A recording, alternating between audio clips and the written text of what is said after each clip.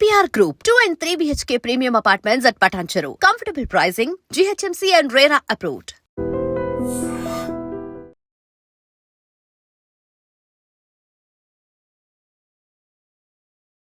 నమస్తే, welcome to I dream social spotlight with కవిత.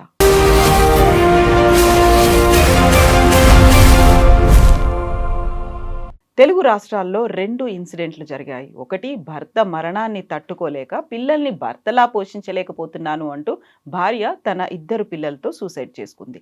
ఇంకొక case, భార్య ఆత్మహత్య చేసుకున్న తర్వాత 3 పిల్లల్ని తను పోషించలేకపోతున్నాను అంటూ ఒక తండ్రి 3 పిల్లలకి మందు పెట్టి చంపి తను కూడా సూసైడ్ చేసుకున్నాడు. యాక్చువల్గా కుటుంబాల్లో ఏం జరుగుతోంది, ఎందుకని ఇలాంటి ఆత్మహత్యలు, అందులోనూ పిల్లల్ని చంపుతున్నారు? మనతో పాటుగా ఉన్నారు హైకోర్టు అడ్వకేట్ పూజారి నాగేశ్వరరావు గారు. హలో అండి, నమస్తే. మనం చాలా సెన్సిటివ్గా అనిపిస్తాయి, కాకపోతే సీరియస్గా ఫోకస్ పెట్టాల్సినటువంటి అంశాలు. సూసైడ్స్ అనేవి, భార్యాభర్తలు చనిపోతున్నారు, పిల్లలకి బలవంతంగా వాళ్ళని చంపి మరీ చనిపోతున్నారు, సూసైడ్ నోట్ కూడా పెడుతున్నారు. ఎందుకు చనిపోతున్నారు అనే రీజన్స్, ఆ చనిపోయే రీజన్స్ని మనం ఓవర్కమ్ అవ్వలేమా? డెఫినెట్లీ ఓవర్కమ్ కావచ్చు. నా అభిప్రాయం ప్రకారం ఏంటి అంటే, సూసైడ్ అనేది సామాజిక ఫెయిల్యూర్ అని చెప్తాను నేను. సమాజం ఎప్పుడైతే ఫెయిల్ అవుతుందో అప్పుడే సూసైడ్ అనేది బయటకు వస్తుందని చెప్తాను నేను. ఎందుకు అంటే, ఈ ప్రపంచంలో తనకు తానుగా చచ్చిపోయే జీవి మనిషి తప్ప ఏది లేదని చెప్తారు. అది ఫస్ట్ పాయింట్. రెండోది వచ్చేసి ఏంది, ఏ మనిషి కూడా చచ్చిపోవాలనుకోడు.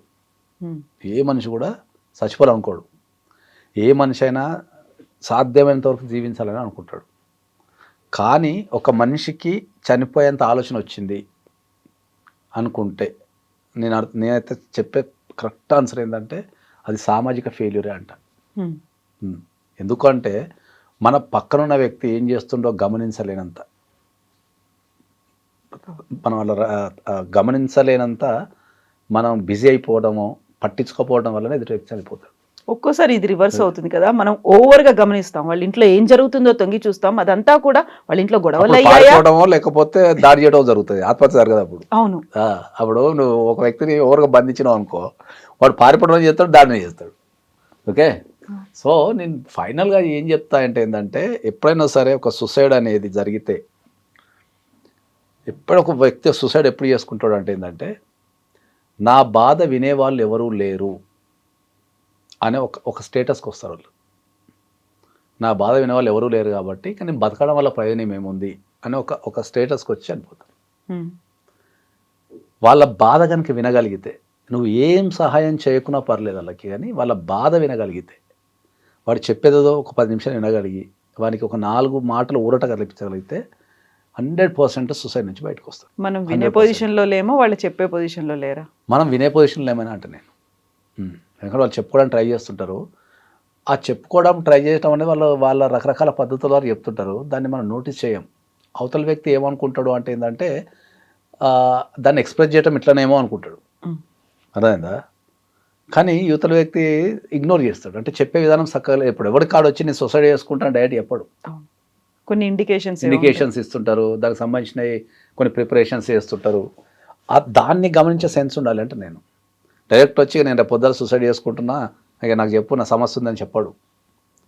వారు రకరకాల జాగ్రత్తలు చెప్పటము, ఇంకోటో ఎక్సో వయ్యో జెడ్ అని ప్రవర్తన విధానం అన్నీ ఉంటాయి. ఓకే, కాబట్టి నేను ఇప్పుడు ఇంతకుముందు మీరు చెప్పిన సంఘటనలలో ఒకే కుటుంబంలో పిల్లలు, పేరెంట్ చనిపోయారు. సింగిల్ పేరెంట్ పిల్లలు చనిపోయారు.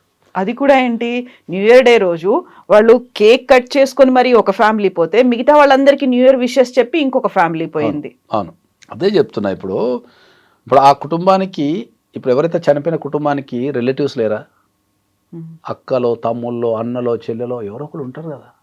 ఒట్టిగానైతే ఉండదు కదా కుటుంబం, మ్యాక్సిమం అయితే ఉండదు కదా.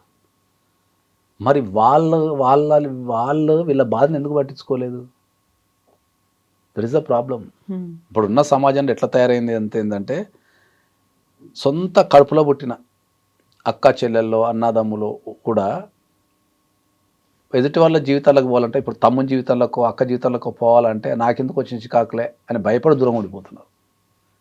నేను ₹1 పెట్టడం ద్వారానో, ఒక మాట మాట్లాడడం ద్వారానో నేనే సమస్యలు ఎదుర్కొతాను, నా కుటుంబానికి ఏమైద్దు అని చెప్పేసి దూరంగా ఉండిపోతున్నారు. ఓకే, అది అది చాలా తప్పని చెప్తాను నేను ప్రధానంగా. ఎందుకు అంటే ఏంటంటే మన మనిషిని మన చుట్టూన్న వ్యక్తిని మనం కాపాడుకోలేకపోతే మనము ఈ సమాజాన్ని ఎట్లా కాపాడుకుంటాం? ఏ మనిషి కూడా చెప్తున్నా నేను నా జీవితంలో అనుభవించి చెప్తున్నా ఏంటంటే, నీకు ఎంతమంది ఫ్రెండ్స్, ఎంతమంది రిలేటివ్స్ ఉంటే నువ్వు అంత ధనవంతుని. డబ్బు కాదు, ధనం అంటే డబ్బు కాదు.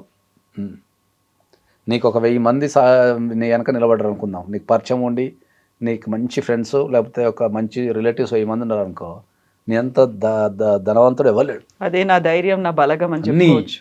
ఎందుకంటే ఒక కష్టం వచ్చినప్పుడు నువ్వు 1000 మందికి చెప్తే కనీసం దాంట్లో ఒక 1% రెస్పాండ్ అయినా అంటే 10 మంది రెస్పాండ్ అవుతారు. 1000 మందిలో 10 మంది రెస్పాండ్ అయితే చాలు నీ జీవితం. ఇంకా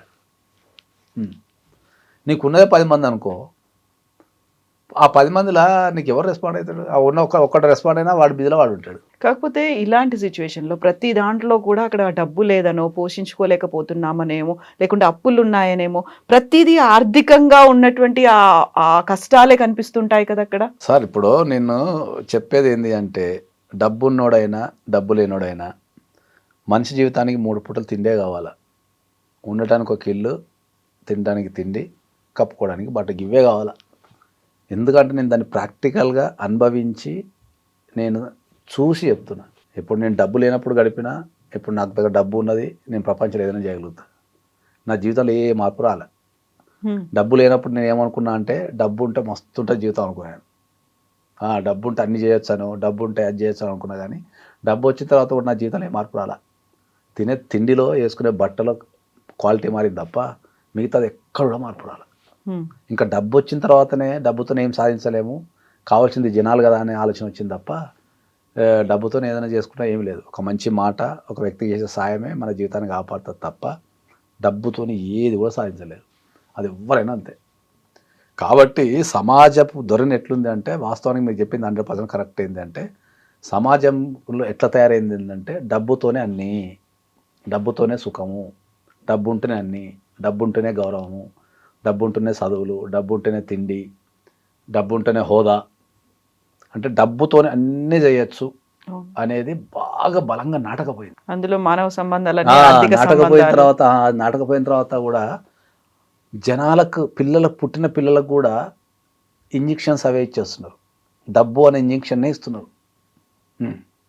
ఎందుకు అంటే ఏంటంటే, ఇప్పుడు నేను పొద్దున్న లేచి ఎటన్నా వాకింగ్ పోతాను అనుకో, ఎటన్నా ఊరు పోతుంటాను 4 గంటలకు, చలికి లేచి ఇంత బ్యాగులు వేసుకొని ట్యూషన్లు పోతున్నారు. ఐఐటి ట్యూషన్లు లేకపోతే ఆ ట్యూషన్ 4 గంటలకు. వాని ఏజ్ ఉంటుంది, 4వ తరగతి చదువుతుంటాడు, వాడు పొద్దున్న లేచిపోతుంటాడు. వాడిని ఒక డబ్బు యంత్రం కింద తయారు చేసి హాస్టల్లో వేసి ఆడేసి ఈడేసి నువ్వు తెల్లవాళ్ళు చదువు సంపాదించు అనేది చెప్తున్నాడు తప్ప, జీవితం అంటే ఒక నలుగురితో గడపటము, నలుగురితో ఉండటము, ఒకరి వ్యక్తిని కాపాడుకోవడము, ఒక మంచి ప్రేమపూర్వకంగా ఉండటము, మర్యాదలు, గౌరవాలు, ఇవి నేర్పుతలేదు ఎవరు ఇప్పుడున్న జనరేషన్లో. ఎవరు నేర్పుతలేరు. అందరు ఏం చెప్తారు, ఫారిన్ కంట్రీస్లో ఎవరి దగ్గర సేవింగ్స్ ఉండవు.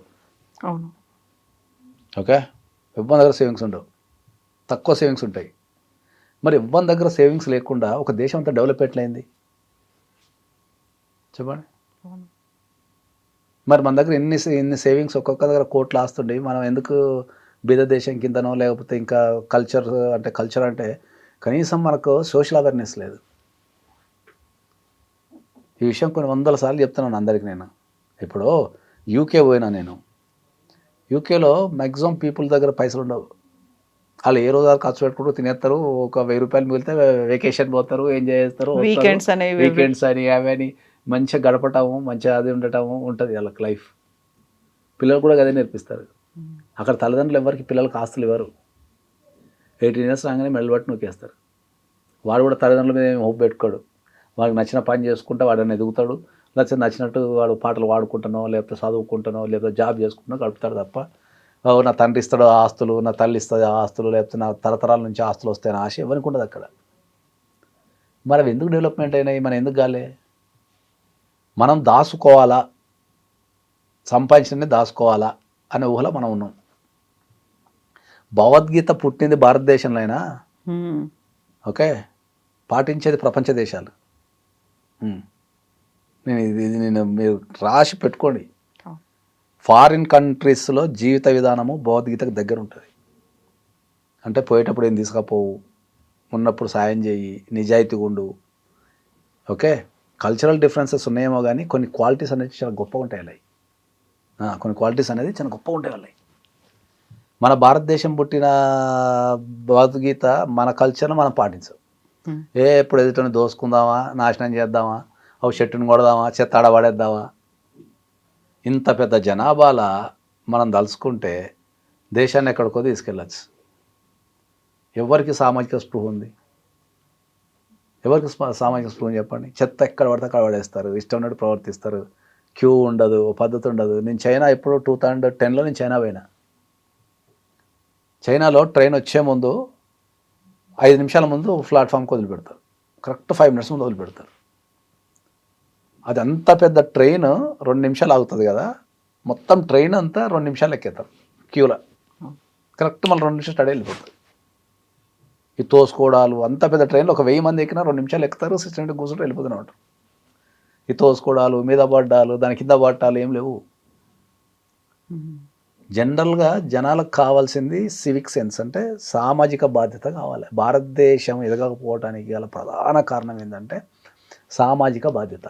కుటుంబ బాధ్యతలు నిర్వహిస్తున్నాము మనం. ఎందుకంటే ఈ 2 కేసుల్లో 5 చిన్న కుటుంబ పిల్లలు. బాధ్యతలు కూడా ఎక్కడ ఉన్నాయి? ఇప్పుడు నేను డైవోర్స్ అడ్వకేట్నే కదా. కుటుంబ బాధ్యతలు ఎక్కడ ఉన్నాయి? కుటుంబాలన్నీ చిన్నాభిన్నం అయిపోయి, న్యూక్లియర్ ఫ్యామిలీస్ అయిపోయి, ఇద్దరు పని చేస్తూ పిల్లల్ని గాలికి వదిలేసి, కుటుంబ బాధ్యతలు ఎక్కడ ఉన్నాయి? ఇదంతా ఇంటర్ కనెక్టెడ్. ఒక కుటుంబం మంచిగా ఉంటే సమాజం మంచిగా ఉంటుంది, సమాజం మంచిగా ఉంటే కుటుంబం మంచిగా ఉంటాయి. ఒకదానికి ఒకటి ఆధారపడ్డాయి. బాడీ అండ్ ఆక్సిజన్ లాంటివి. నీకు కుటుంబ వ్యవస్థ ఖరాబ్ అయింది, ఇంకా సమాజమే బాగుంటుంది. కుటుంబంలోనే నాదనే ఫీలింగ్ లేదు. ఇప్పుడు మీరు ఇదంటే చెప్పింది లేదు, ఇదంటే సరే ఇది ఒక సామాజిక బాధ్యత. కుటుంబానికి వస్తే ఇంకా ఘోరంగా ఉంది వ్యవస్థ. భర్తని భార్య చంపటం, భార్యను భర్త చంపటం, పెళ్ళిళ్ళు చేసుకొని మరీ చంపటం నియమ జీవితం. ఇద్దరు, not only ladies, not only gents.